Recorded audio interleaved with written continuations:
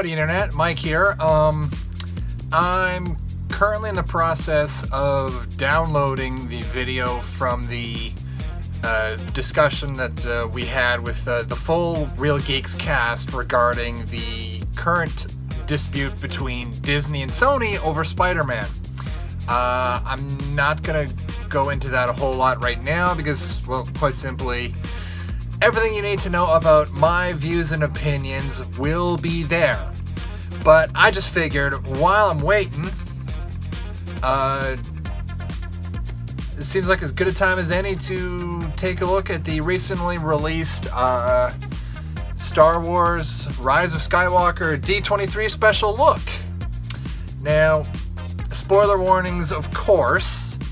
Especially if you go anywhere near this thing on YouTube, because every screen cap, other than the official one, is going to spoil the single biggest part of this trailer. Assuming it actually is a trailer, I'm hoping it's going to be more than just behind the scenes footage, so let's see what we've got here.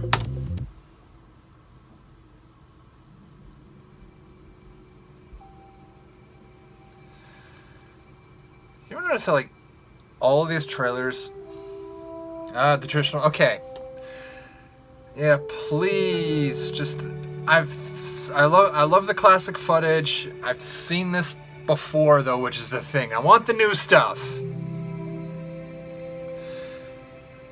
So, we've pretty much just covered A New Hope in 5 seconds, now we're at Empire Strikes Back. I really hope this isn't going to be what they do for the entirety of the previous, like, 8 movies. Or, I mean, 5 movies if they're starting at the middle trilogy, but still. Oh, no, we're going back to the prequels. 1,000 generations live in you now.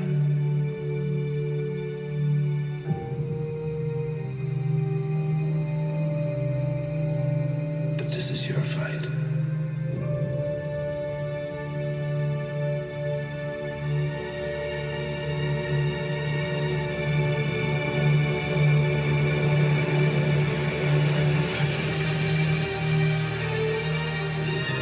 Alright, now we're getting to the new stuff.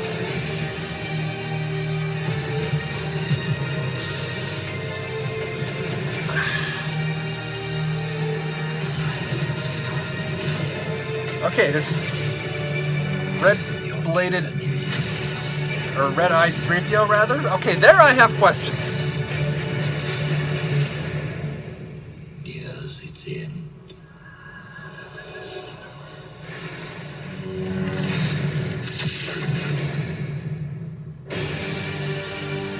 Interesting.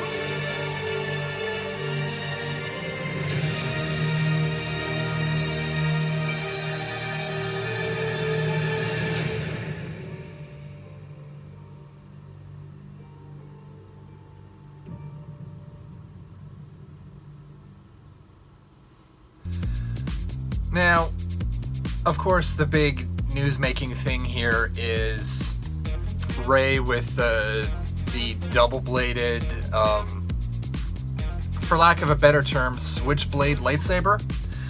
That it's not super impressive, simply because, like, on the one hand, it's referring back to Darth Maul, I've got to figure, to some degree, and I think the teasing of a Sith Rey,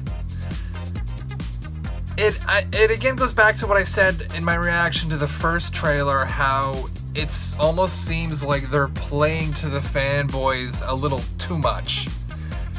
Because I've seen people calling for the idea of having both of the leads, both Rey and Kylo Ren, essentially switch sides. So Rey goes to the dark side, Kylo gets redeemed and goes back to the light, and it kind of seems like that's what they're doing here. On the other hand, this could also be as simple as a vision of what Rey going to the dark side could look like, similar to how in Empire Strikes Back, you saw that moment of seeing Luke under Vader's armor, and I think, again, a lot of this just feels too safe. It feels like they've literally just gone on the internet and gone, okay, what are the fans speculating about and how can we work that in?